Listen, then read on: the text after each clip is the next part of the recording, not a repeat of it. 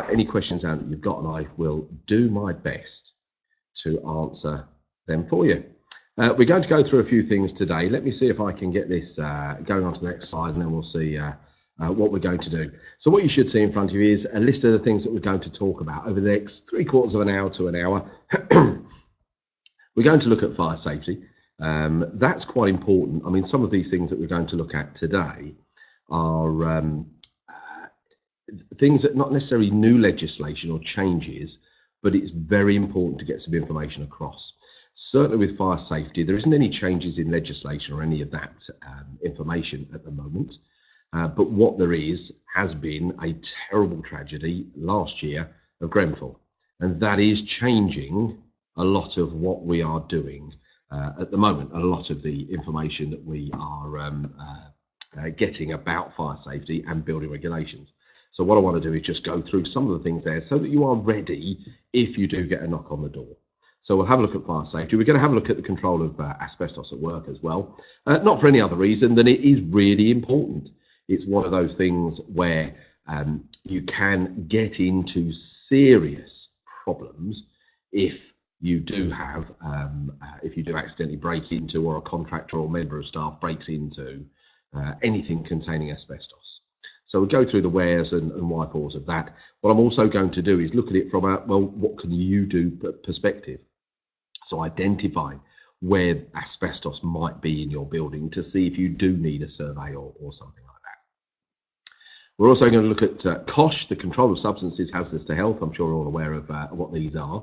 But again, I want to look at it from a layman's point of view, because it's very easy to get caught up in health and safety with all sorts of highfalutin things. So people have got all sorts of issues about this, and they will do big risk assessments and spend a lot of time looking at something as simple as bleach, something that you will use at home all the time without any problems at all. And they'll do lots of assessments and all sorts of things like that on there. That's not necessary. What we'll look at is what you should actually be doing. What's the minimum you need to do?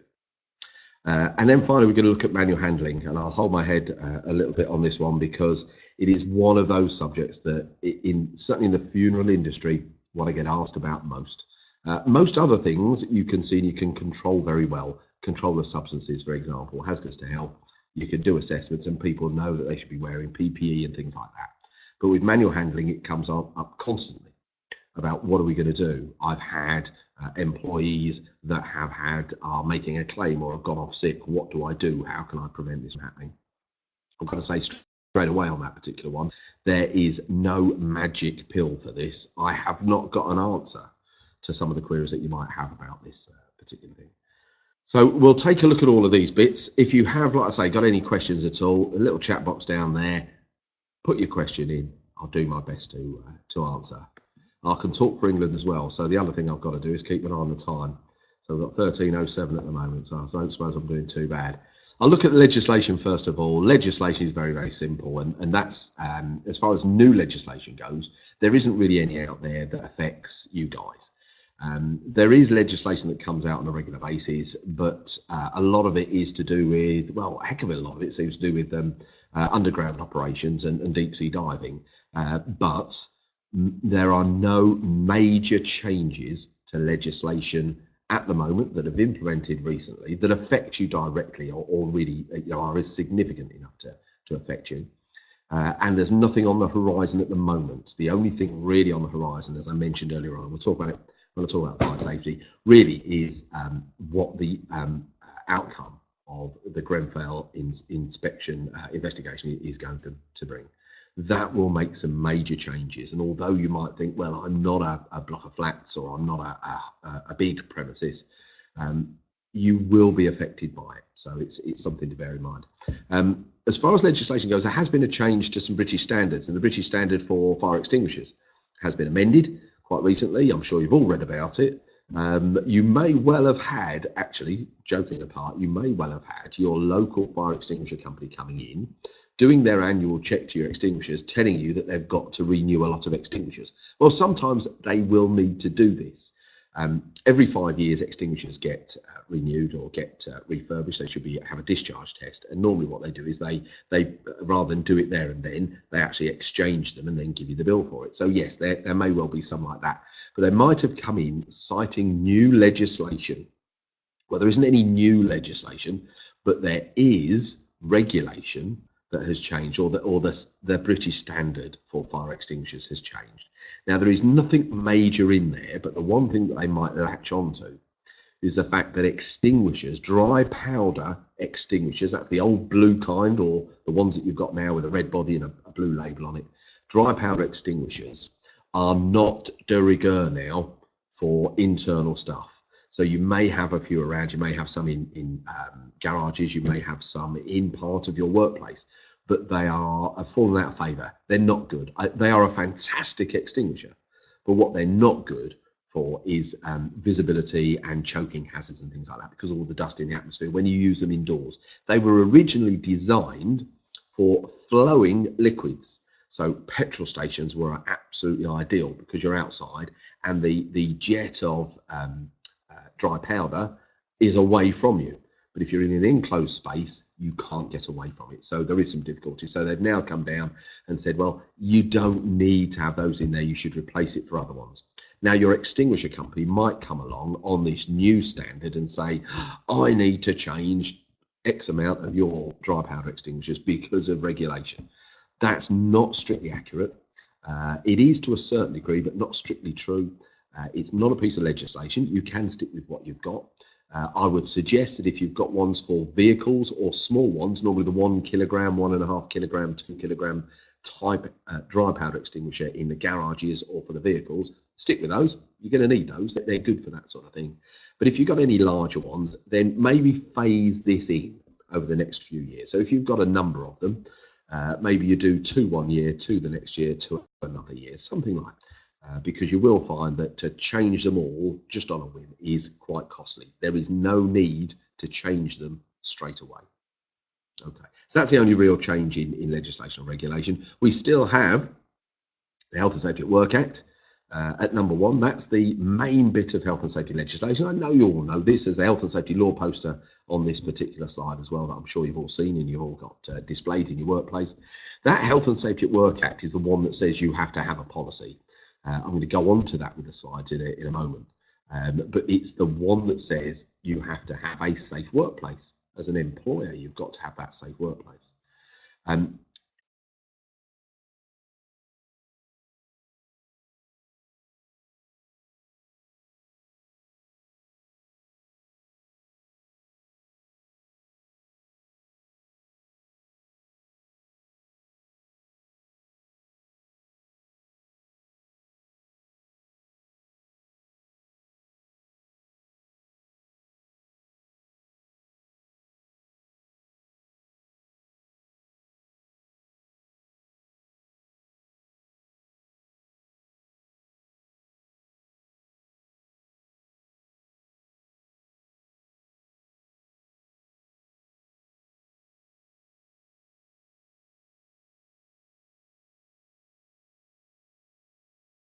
There are at that.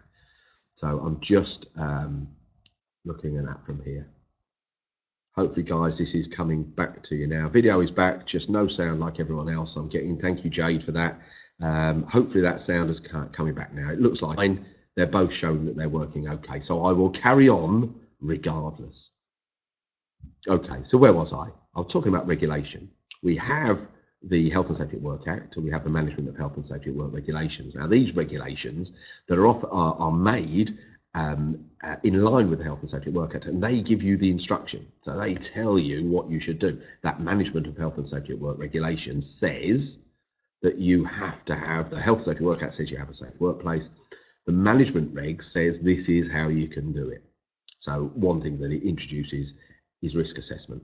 And it says you can do this. A good way of managing health and safety is to have risk assessments. And I get you will know all about these. And if you haven't got risk assessments for various things, then you need to start looking at getting that done. There's lots of help out there. Yes, I can help. I am a safe contractor to do these sort of things. So you can talk to me about this, but there will be other people that you can talk to if you want to just get an idea of what you need to do. But you'll need to cover all the tasks that you do. So for example, we're going to talk about manual handling. There are manual handling regulations, and they give you some guidance. There's a series of documents called ACOPS, or Approved Codes of Practice. And what these are is information. It interprets the legislation.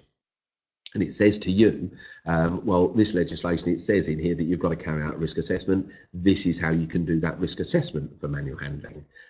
It also talks about training and the types of training that you can get. And it also talks about equipment, and it will talk about the fact that you should, where you can, use equipment. But more on that later on when we come to the manual handling bit. So there are lots of other types of regulations in there. Kosh, we're going to talk about later on, so there should be some risk assessments on that. We'll talk about noise isn't going to so much affect you, but fire safety, we're going to talk about that. There should be a risk assessment for your premises on fire safety, and there should be manual handling risk assessments and risk assessments for the day-to-day tasks. So if you do employ others to drive vehicles, you might want to have a risk assessment on that to make sure that you're doing what you need to do. Now, that health and safety law poster that's on there is something that's takes the place of a health and safety policy, because I've got to be honest, and now I'm saying this, even me who actually likes health and safety, health and safety policy is not always the best of reads. So if you give this to a member of staff, which is what it says in the regulations that you should do, they may not read it, and they may not be bothered, they might not be able to read it. English might not be their first language, as we know that's happens in the workplace from time to time. So what you should do is actually display this health and safety law poster, which is on the right hand side of that slide. And that there actually covers what you should have in a policy. I know you probably can't see it very well from there, but actually the first two columns underneath the pictures actually talks about what employers must do for you. So it's what you should do for all of your employees. And then it says in the third column what your employers must do. So it's telling them what you must do. There's 4 items there that they must do. And then in the last column, it says, if there's a problem, this is what you can do. Now, there's a couple of blank sections at the bottom there for information. Normally what you do is you put in that first one information about how an employee can get help internally. And then the second box, the box below, is for any external help. So if you had me, for example, or another health and safety supplier of advice, you would put their details down there. So if an employee didn't want to come to you directly with an issue because they thought they might get in trouble or something like that, then they've got somebody confidential that they can go to. So moving on with this one, these next couple of slides, I want to really sort of talk about what the responsibilities are for the employer and the employee. As you can see here, as an employer, you have a lot of duties. First of all, you've got to have right at the top there a health and safety policy. That is quite important. You should have a policy, and you should review it at least on an annual basis. And that's the one that normally you take a statement of intent from it, and you sign it and date it as the head person for that organisation, and you display that health and safety statement. If you want to give a copy of that policy to all your staff, you can do, but if not, you have that health and safety law poster up there, and that will suffice for regulation. And then if we go round clockwise, you should be providing and maintaining safe work equipment. So what the equipment you get has got to be suitable for the tasks that they've got to do, and it should be safe for them to use. Be wary of second-hand equipment. That's what I will say on this particular one. Be wary of health and safety equipment and its safety. If you buy it from a second-hand source, it is quite clear in the regulations that equipment has got to be safe. So if you're buying it from a second-hand source, so it's coming in second-hand equipment, or you are selling it on to somebody else, if a problem happens with it, not only will they look at you, but they'll look at where you got it from as well. And if you are selling equipment to another user, then they will look at you selling or giving away equipment as well. It doesn't actually have to be for money. So if you have some old equipment that you're getting rid of, you're renewing, and you want to get rid of that equipment, and you donate it to another funeral director, or you sell it on, if an accident happens with that piece of equipment and that contributes to it, then an investigation will look at the employer that used that equipment, and they will look at where it came from, because under machinery, supply machinery regulations, you must ensure that it is safe, that there are test certificates with it if that's appropriate, and that you have instructions with it as well. So just be careful. By the way, and I'll probably say this more than once, you have free advice from me if you need to through your Safe membership. All you need to do is email me. If you've got my details there, keep hold of them and email me. If you haven't got the details, probably the easiest way is just to go through to Safe, speak to them, they'll give you my details. But I have a monthly article in the magazine, which I'm sure you will read from cover to cover. It is a really good magazine, actually, and my article's in there with my details. So just get hold of me and say, what do I do about this? I'm thinking of doing that. Our extinguisher people have just come in and they've said we've got to have all new extinguishers because of this regulation. What do I do? So do ask. Continuing on, you shouldn't be charging employees for any safety clothing training or anything like that. So if you send them on a training course to do some manual handling training or fire safety training or something like that, or you give them some personal protective equipment, you can't charge those employees for that or dock time from them. So you can't say, well, you're out for the day doing training, but obviously you won't get paid for that. That's not on. Anything provided for health and safety has to be free for the user, for the employee. Now, that does slightly change, and I don't want to queer this too much, but it does slightly change when you have self-employed people. And there may be out there may be directors and people, company owners, that actually employ people to do work for them, but it's on a self-employed basis, and it's as a contractor, and they give them a contract and they pay them to an invoice or something like that. So they're not a direct employee. Now, the regulation talks about your employees, and if they are not your employee but they're doing work for you, then technically you do not have to, this one doesn't apply to you. So if you provide them with personal protective equipment or training, you could charge them because they're actually from another company or they're self-employed person. So you can do that. That is quite okay.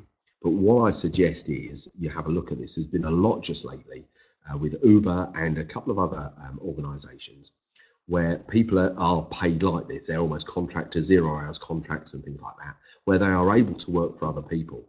And it's starting to come back to them to say, well, actually, they're working for one employer, and it's just a way of getting around payments or making it easier, either for the employee or the employer. If you are having people doing work for you, my suggestion would be, for that little charge that it will be, that you include them in what you do for other employees. So that would be, if there is training needed, you include them on that training. If there is PPE needed, let's face it, there won't be a great deal of personal protective equipment needed, then you'll actually provide that for them. Any minute now, I'm going to sneeze. I do apologise. Right, let's move on. That's obviously not coming. That's why hay fever for you. Next one down is talk to staff. You should have some discussions with staff. Now, you don't have to set up a health and safety committee. There are regulations for health and safety committees. There are regulations for unionised committees as well. So if you have a union, I'm sure you won't, but if you had a union representation there, then there are regulations to enable them to go and do inspections of the workplace. But generally what this really means is you should talk from time to time to them about various things, but including that health and safety. And it would just be maybe you've got some new equipment, or you've got equipment there and you're thinking of changing some things. Rather than you make the complete decision, you talk to some of the employees about that. And you maybe talk to them certainly after there's been an incident or an accident or something like that, or a near miss. And you talk to them about what you can do to improve health and safety.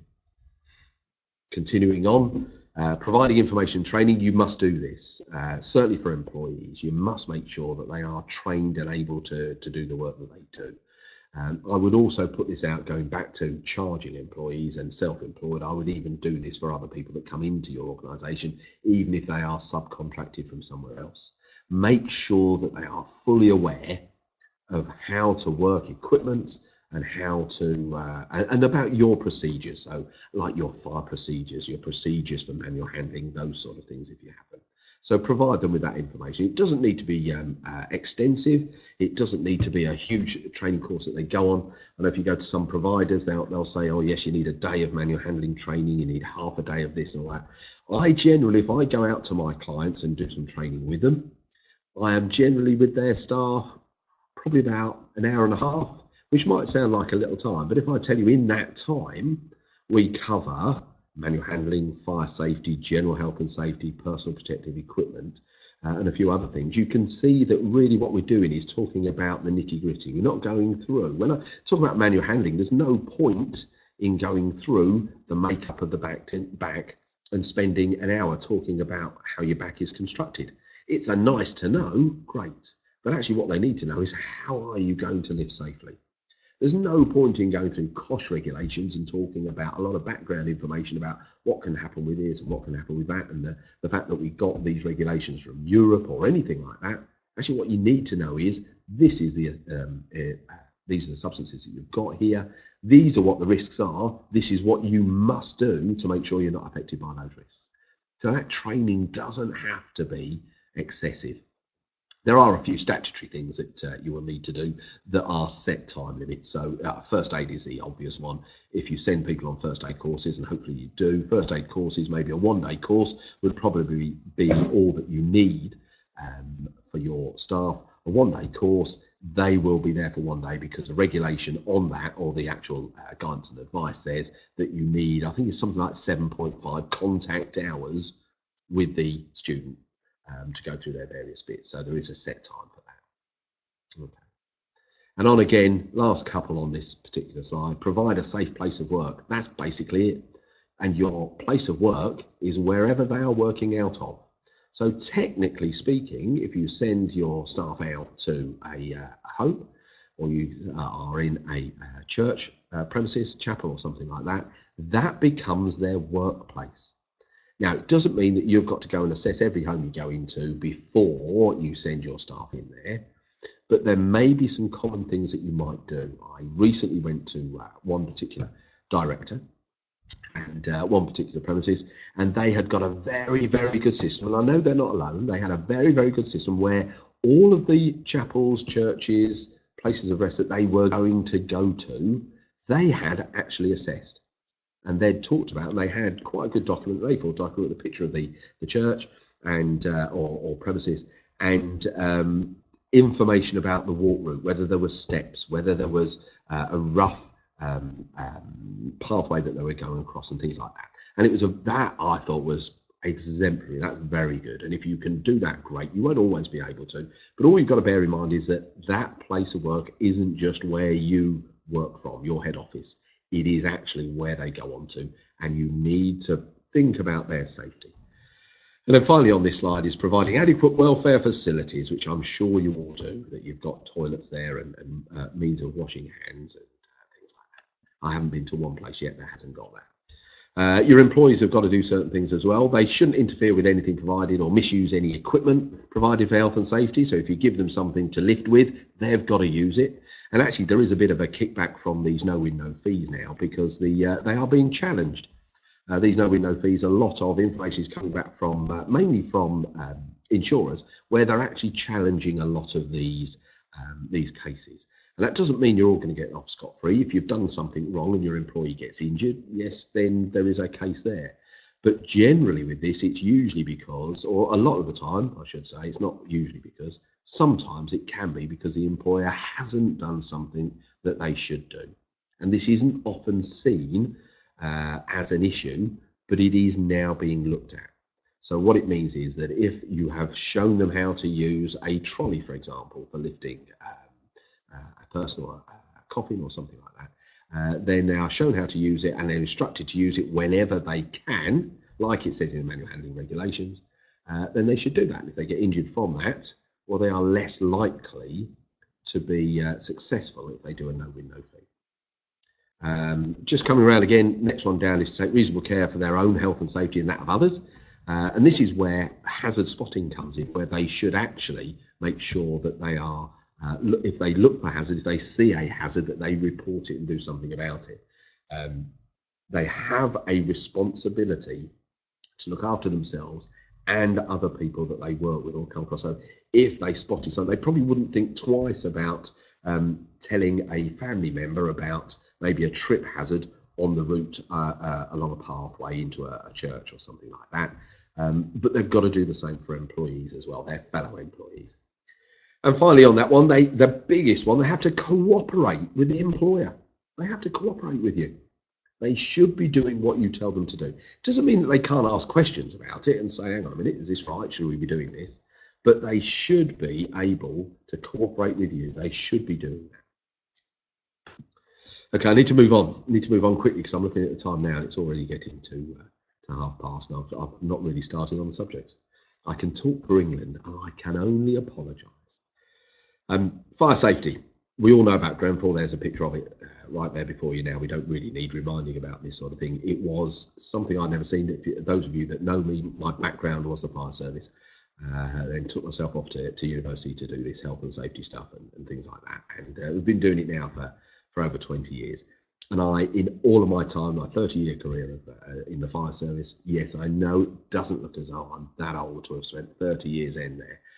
But yes, in that 30-year time, I have been to numerous flat fires, building fires, all sorts of things, and would never have dreamt that this sort of thing could have happened. It will have a remarkable change on the way we view safety in general, not just residentially, but throughout business premises. So the reason why I've got fire safety in here is not to teach you all about fire safety and the triangle of fire, but it's actually just to go through what I think might happen from this. I think what's going to happen is you are going to come under scrutiny. And when I say you, I don't just mean you, I mean every premises, business premises will come under scrutiny. It's already happening, but it's happening in a risk process. So a risk-based process. So what that means is that fire services have looked and said, well, actually, that's residential. Yes, we'll look at residential, but on the business front, we have business premises that have, and other types of premises that have sleeping accommodation. So hospitals, hotels, care homes, they are at risk because through the hours of darkness, when we are asleep, when people are asleep, we are not able to evacuate easily. We don't do that. It's not like during the day. Now, if an alarm went off, we could get out quite easily. So they are looking at this, and it means at some stage that they may well come down to you, not because you've got sleeping accommodation, but because you have employees. And yes, you will be lower down the list for the fire service to come round, but they are being told to get out there now. When I speak to our colleagues of mine, they are being told to get out and not forget to go round to places that are often missed. Retail premises like your premises will be. And they will be coming, they will want to see various things. They will want to see that you've assessed that premises, that you've looked for all the fire safety hazards and you've done something about them. And we'll go through a few of those in a moment. So fire safety, yes, you might not think, well, because of Grenfell, what's the impact on me? It means there will be much more of an emphasis, and do not be surprised if somebody knocks on the door. Just have a little look around and look at your premises to see if everything's okay. Yes, you will be lower down on the risk level. You are hardly high risk, but somebody at some stage will come around. So be prepared for them. But apart from that, it is about safety, and it is about making sure that your employees and anybody that comes into your premises, be that family members or be it contractors or something like that, that they are safe as well. So you have got to look after them. Now, what you come under is a regulatory reform fire safety order. This came out in, it was made in 2005, but took a little while to come out and came out in 2006. It was a huge change for fire safety, absolutely massive change. And it got rid of lots of different bits of legislation. I think one of the oldest was the 1800 and something Act of Hackney Carriage Act of London Town or something like that. It got rid of lots and lots of legislation. I know that when I was in London Fire Brigade, I went out to a few premises that had an old 1928 fire certificate. So lots of legislation went, and what it did, it turned fire safety on its head from being the fire service coming out and telling you what you need to you looking at your risk. Because if the fire service came out to tell you what you needed, they were stuck on using certain books and regulations and requirements. So they would come in and they would be looking and say, well, actually, your travel distance, your amount of distance in this corridor can only be 18 metres in some respects. It can only be 18 metres, but you're 19 metres. That means we've got to put some doors in and do all sorts of things to make your premises safe. Actually, 19 metres is what? One longer stride? So now with regulatory reform and risk assessment, you can look at that and go, actually, it's only a metre or two. What's the problem? It's not going to be too much of an issue. So risk assessment is really good, but it means you've got to have one. My advice would be is to get somebody in to do that fire safety risk assessment first of all. In the early days, a lot were done internally before it really got into this 2005 Act.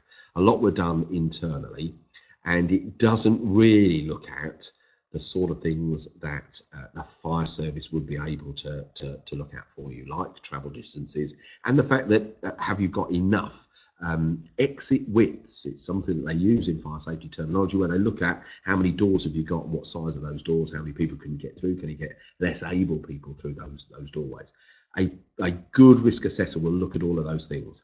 But the good news is, or the bad news is, yes, you have to pay for that. But the good news is after that, you don't necessarily need to get a new risk assessment every time. It just needs, like any other risk assessment, just needs reviewing. And if that premises doesn't change that you're in, and a lot of the time they won't do, but if there's no significant change to the people that are in there and to the premises itself, then you're not going to need a new risk assessment. You're not going to have to pay out for that.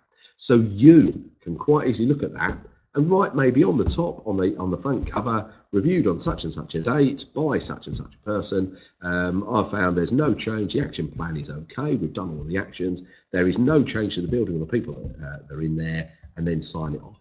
And that is acceptable for the fire service. If they're not, if they come around and say, no, you've got to get a new one, then put them in touch with me because I'll soon tell them that they're incorrect. So you will need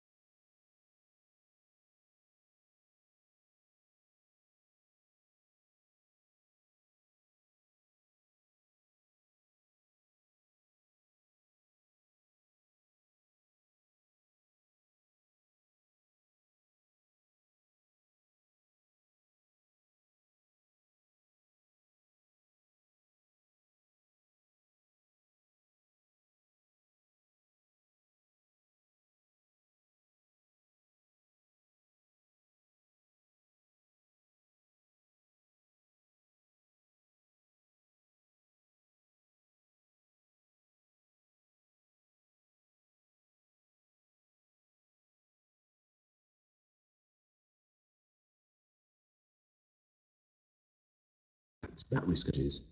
There we are. I'm trying again.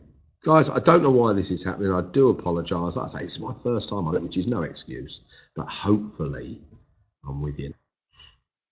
So there are other there are other responsible people there as well, but you as an employer would hold the main risk for this and main responsibility for getting things done. There's lots on this slide. Don't worry, I'm not going to go through all of it. It's just when you look at the regulatory reform order, this is an example of how clear the regulations can be. Lots of people talk about regulation being a bad thing, but actually when I do courses, we do lots of different styles of training courses, construction courses and things like that. I actually go through the regulations with people because they can see that it's quite clear. So for example, here it says you have to have, in relation to, in B, of Article 4, Section B, you have to have in place measures in relation to the means of escape. You must make sure there's a means of escape from your premises. It says in D, you've got to have a means for fighting fires.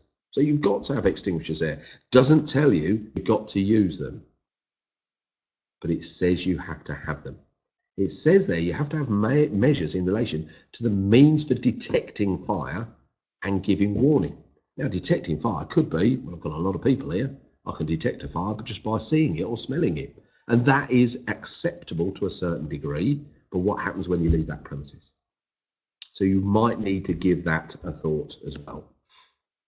I spoke about the risk assessment, and it is worth getting. And again, don't worry about reading all of this information that's on there. It's to show you that it talks about the responsible person making a suitable and sufficient risk assessment. You can pass that on to somebody else, but you just need to make sure that person doing the risk assessment is competent.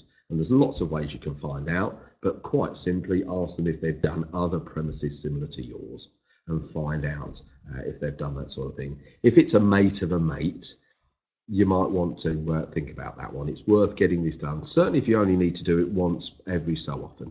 I normally say to people, do it once, and then over the next couple of years, check it yourself. And then maybe every third year, get that person back in to redo that risk assessment just to make sure. But certainly if there are any changes to your premises, you must make sure it gets done. It talks about having firefighting and fire detection equipment there. So you must have extinguishers there, and you must have some sort of fire alarm system. Now, a lot of the time, the manual systems, the Type M system, are the ones that are the push brake glass systems. You can have those. But there is also the need for detection. So, for example, if you have your premises is a retail unit, but above you've got flats, you need to think about, if they're all one and maybe you own all of them and you rent out the flats, what you're looking at is that, yes, during the day there'll be people in the premises below, but at night they go. So what happens if something breaks out there? How are you going to give warning to the other people in the premises? So it really is important to look at this. And I've got a question down there. Are domestic detectors suitable? Technically, no, they're not. But there may be the odd occasion where you've got a small room where you think, I don't know, I'll put a detector in there. You could do something like that and use maybe a small domestic detector. But don't go and do that without taking some advice from somebody. But if you ask the fire service, they will tell you, no, you can't use them. But actually the regulation does say a means of detecting fire. So have a think about it. You will also need to keep records as well, and it's very important. I've got a few of them down there. Certainly from a fire safety point of view, you'll need alarm. If you've got alarms, you'll need to put down what their any test records that you've got for that. The fact that you're checking exits, things like that, you might do portable appliance testing, keep those records and that sort of thing. Certainly if you're doing evacuation drills and training, you need that information. You'll need it to prove to the fire service that you've done it, but you also need it in case something happens and somebody says, because the first thing they'll say is, yeah, I was never shown that. Oh no, I was never told that. But if you've got that information, you can say, well, actually on this day, you did it, you were there, there's your sign-in sheet. Then that's the information that enforcing authorities might need. Now, guys, I'll whiz on slightly because I'm talking for England again. Arson is a big problem. Be careful for it. What I'm going to do, just to put it up, this is the sort of thing to avoid. What you have here is overloaded bins, skips, things like that. They are an arsonist target. It's very unlikely to happen internally. So just be careful of fire loadings near to the premises, because that slide that I had before that one, which I skipped through very, very quickly, it says there 46% of primary fires involving industrial, retail and commercial property have spread from deliberate secondary fires. So what happens is those fires that you had that started in a bin outside have spread into your premises. And it is very, very common. I think it's something like a quarter of the fires that start in the UK are fires that have been started deliberately. And from those, half of them spread to the building. So it is absolutely essential that you look at this. I'm going to move on very quickly. If there are any questions, please do keep putting them down and I'll do my best to answer them. Asbestos regulations have been enforced for a little while. The latest version of this was 2012. What I want to do today, short time that we've got, is really just talk very briefly about where we got asbestos from, the position we're in now, and what simple steps you can take to see if you've maybe got asbestos and whether you need to take any significant steps to guard against damaging any asbestos containing material. Believe me, if you do that and damage anything that contains asbestos material and the local authority or HSE get involved, there are big fines and big problems for your organisation. Asbestos is still used, not in the UK. That has been banned. That has been banned for quite some time.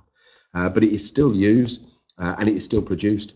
Canada, as an example, has only just banned the manufacture and the distribution and selling of asbestos-containing material. So it still goes on today. I think it's something like China and India are the largest importers.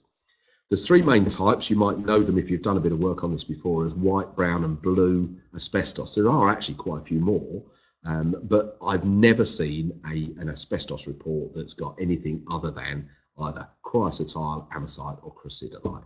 A lot of the time it's chrysotyl, the white asbestos. That was the last one to be taken off the market. Basically what happened in 1985, they realised that asbestos was a problem. Well, they knew it for quite some time before that. And what they did was ban the use of, the manufacture and the import of anything with blue and brown asbestos in it. And they said, you still can't make anything or import anything with white asbestos, but if you've got stocks of it, you can still use it. Now, at the time, what they said was, well, white asbestos is a little bit safer than blue and brown asbestos. And they're not wrong with that. But actually, the cynic within me says it must be because you had lots of these building firms that had stockpiles of white asbestos, cement asbestos. White asbestos is basically used in cement asbestos, and you would have seen loads of that. My house is an ex-council house, and that had cement asbestos, gutters, pipework, things like that. So there was a lot of that. So I think they gave them 15 years just to get rid of it. So by the year 2000, you were not allowed to use anything containing asbestos absolutely anywhere, which is a good help, because if your building was built after the year 2000, it will not have asbestos in it, so you don't need to do anything else. It was used because it's fantastic. Resists fire, resists water, resists chemicals, alkalines, acids, all those sort of things, electrically resistant as well. It's just fantastic stuff. And it was used in all sorts of materials. But it's been used for years. If you do the research on this, the Greeks spoke about it. This is where I found out that there is more than one Homer, and he's not just on The Simpsons. There was another one who was writing in Greek times, and he was actually saying there about a sickness in the lungs of slaves when they were working and mining asbestos. They've actually found asbestos fibre in the wrappings around mummies and things like that. I'm not allowed to call them bandages because apparently that's not the right term to use, but the bandages around mummies have been found to have that. In Middle Ages, they used to insulate armour with it because ordinary clothes underneath the metal armour would wear out. So they would weave it into clothes. They've used it in all sorts of things. This is a slide that I normally put up when I'm doing some training on it, so I'll only go through a few things. If you've ever seen or lately seen, we've got another few months before Christmas, but when you've got White Christmas on, the snow that comes down when they're singing the songs White Christmas is actually made of that asbestos pure white fireproof snow. And that's what it's made of. And I think that the film with Dorothy and the Yellow Brick Road, and I can never remember the name of it because I don't like the film, that actually as well, there's the scenes in there with the snow are actually made with asbestos flakes. And the reason why I've got Steve McQueen down there is because he died of mesothelioma, which is an asbestos-related cancer. And they think that he got that either from his Navy days when ships were built in the sort of 40s and 50s, just cased in asbestos because they don't want to fire at sea. Or they got it during his driving days when he was doing a lot of high-speed driving, and he would wear clothing there that was fireproof in case the vehicles caught fire, and it was lined with sort of 100% asbestos, so they were breathing it all the time. Finally, the best one out of that lot is Kent cigarettes. Kent in the 50s in America, albeit, actually developed a cigarette with a micronite filter, and that was a filter of asbestos, and that would stop you getting poisoned by the chemicals in the cigarette, but you'd die of asbestosis after taking it. It's an inhalation risk. We breathe it in, as we'll see when we come to talk about COSH. It's a breathable risk. So if we breathe the fibres in, you can get the fibres to stick. The way it was taught to me the first time I ever looked at asbestos was that normal dust that we breathe in, that we're breathing in all the time, actually you breathe in and then it comes out because it's just a strand like a hair, something like that. But with asbestos fibres, they have like hooks on them, like a barb you might get on a fishing hook or something like that. And if that gets into your lungs, it has a chance of staying in the lungs and then causing you problems. There are other ways of doing it as well, and that's a very basic way of looking at it. So we don't want to be breathing this in. This is what I say, if you disturb anything, if you're doing a little bit of work within your premises, you disturb anything, and you've got a dust in the atmosphere, that might contain asbestos fibres. There are other cancers you can get, but these are, the main one is that, the respirable risk. Now I'm going to go through a few shots of where you might have it in your premises, and this is really to show you to look out for these sort of things.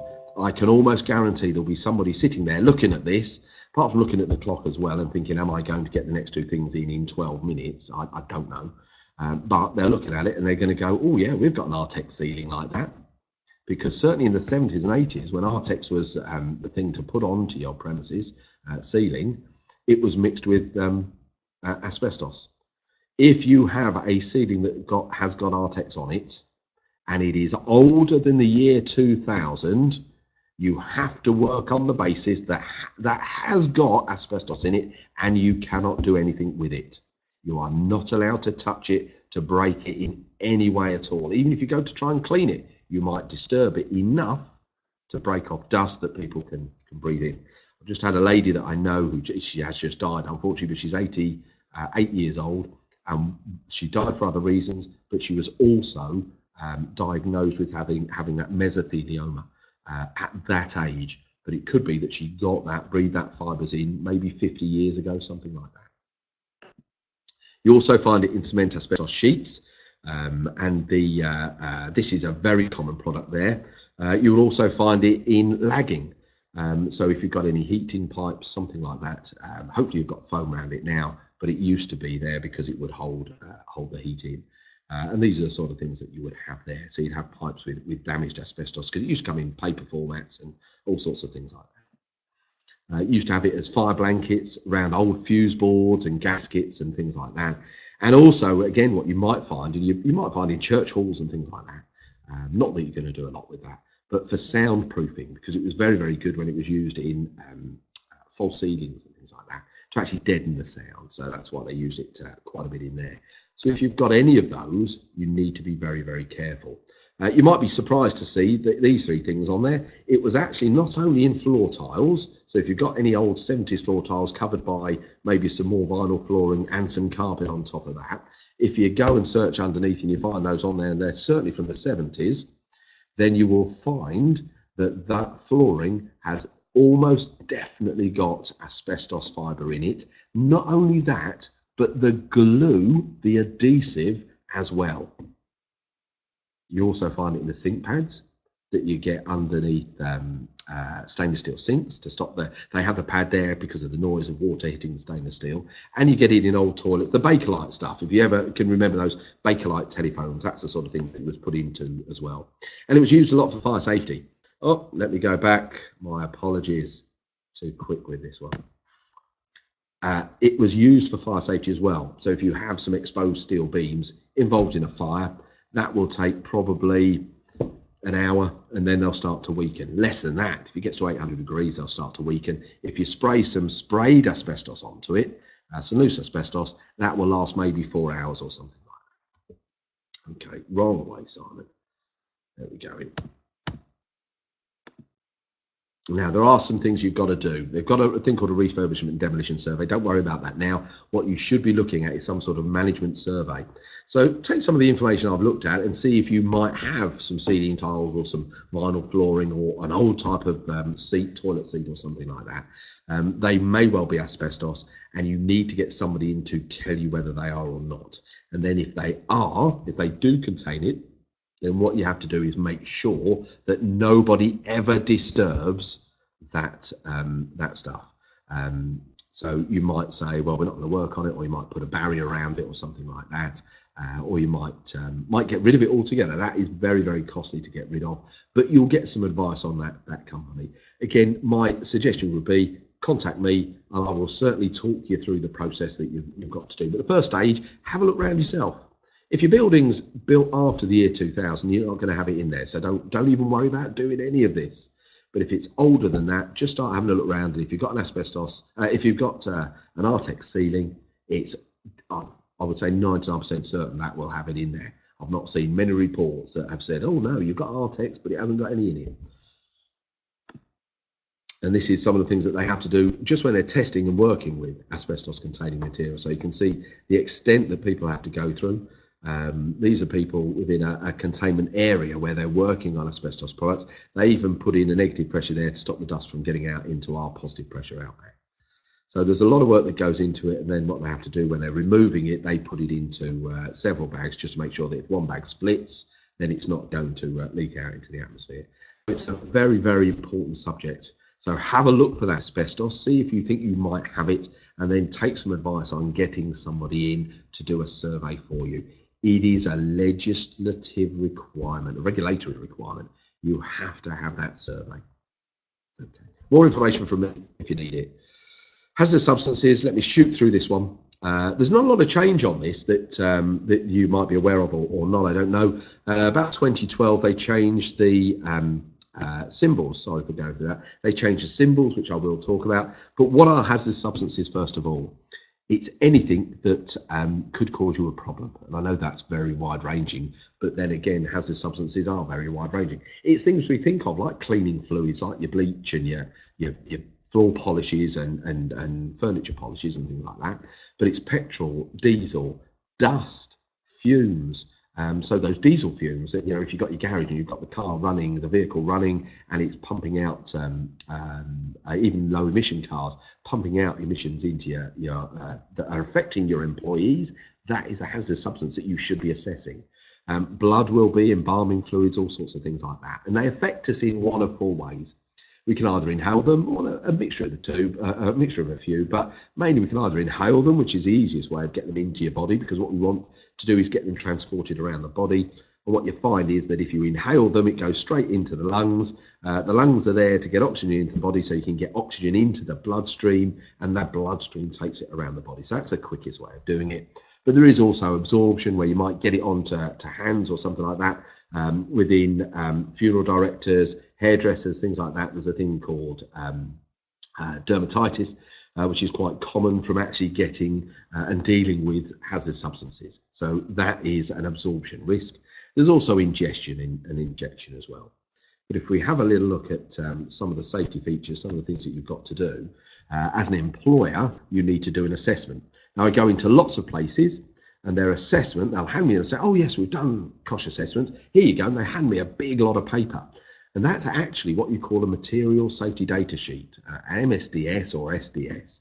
And what that is, that's information from the supplier of that product. And there will be quite a few pages. There's about 17 different sections to it. And what it does, it gives information on what the good and bad points are with that particular product. But it goes through masses of information. That is not an assessment, that is just some information about that product. What you have to do is take that information and get some advice and carry out a COSH assessment, control of substances hazardous to health, and you actually look at that. So for example, it will talk about substances and needing to have breathing apparatus. Well, do you need breathing apparatus for some of the substances? No, you don't. That's for firefighting, or if you've got a large spill or something like that and the fire service come in, certain quantities. I once went and did some work on a particular premises. It was a set of garages, and they had liquid soap. And one of the safeguards on there, on this MSDS, was do not wash it down the sink. I thought, well, what else are you going to do with it apart from put it down the sink eventually? But what it meant was the sheer amount of the substance. So what you need to do is get somebody to look at that MSDS and the substance, how you're using it, and create that COSH assessment. Okay. Best bet is you get rid of as much as you can. If you can't get rid of them, then you actually get something that's a bit safer. And you will have substances that you're using now that maybe 10 years ago was a different substance, but it was a lot more potent and a lot more powerful than the ones you've got now. Symbols have changed, guys, so if you have a look at these, a lot of the orange ones that you've got at the bottom there are now out of date. It's 2012 when that ended, but there wasn't a, right, 2012 arrives, you now can't use them. So you will still have some substances around. All I would say is 2012, 6 years ago. So if you've got a box with some substances in that have got an orange label on, you're probably going to find that they are out of date and they might be a bit dangerous. These are some of the common ones that you get. You can see they're not too different, and this is, when I do any training, this is one of the things I try and get across to employees. This is your first line of defence. This is your starter for 10. If you've got something like top left-hand corner where you've got a block of something being burnt and your hands being burnt, you don't need to know it's corrosive or it means this, that and the other. It's going to hurt. You should be doing something to protect yourself. The next one along at that level, looks like something from Star Wars, and it's the planet exploding. It's not. It means explosive. Now there's about 8 excuse me, there's 8 different types of explosion that you can get. Doesn't matter at that stage. If you've got a package in your hand and it's got that on there, as an employee, you should be doing something, taking precautions. So do take a look at these. I won't go through them all now because we haven't got time, but do take a look, because it is important that staff are made aware of this. You should do an assessment on it, and what that assessment has got to include is the information about the substance and how you use it. Now, if you don't mind, I'm going to just whiz on to manual handling, because I realise the time, we've got about a minute left. Manual handling is a big problem. What I'm actually going to do is just leave it on this particular slide here. Manual handling means the transporting or supporting of a load, including lifting, putting down, pushing, pulling, carrying or moving thereof by hand or by bodily force. It is the commonest issue that I get, where people say, somebody had an injury with manual handling. And I've got to say here and now, there is no piece of equipment to lift that body from in between the wall and the toilet at 2 o'clock in the morning. It is going to have to be done physically, and people are going to have to use their own ability to do it. There isn't a piece of equipment there. The regulations say you should use equipment wherever you can, and that's great. If you've got a trolley and you've got somebody that you can move on that trolley with wheels, brilliant, do it. Use it every time. There's no excuse. But that time of night, during the day, whatever, you go to pick a casualty up that you're going to bring back, the chances of them being lying in bed in a nice position for you on the ground floor, for you able to get them and pick them up and put them on a trolley and take them out is probably very slim. So you have to think about this. And what I would say is, yes, use equipment wherever you can, but if it can't be done, just make sure your staff are as trained as possible, because it is true that if I asked any of you now how you would lift safely, you would say to me, well, you just make sure that you've got your back straight and you use your legs for lifting. And that's exactly right. And you will find that the vast majority, so long as you can think about that and try and keep your back as straight as possible and use your body to move whatever it is you're moving, rather than your back to move these people, very difficult to show you here, but on a training course you could do it, then that is the way to lift. My only parting shot would be, if you can get at least 2 people at night to go and retrieve a body and bring it back, that would help, because when you've got many hands make light work, as they say, and that would be a much better way of doing it. But guys, we've got up to 2 o'clock now, which is my hour done. I haven't finished those slides. I did say earlier I can talk for England. I'd love another hour to go through this. What I will do is talk to SAFE, and if there's enough people that would like to have a little bit more information, then I will do that. By all means, email in, phone in and say if you do want some more information on health and safety and you want another video conf like this, then absolutely I'm more than willing to do it. Quite enjoying this one, my first one.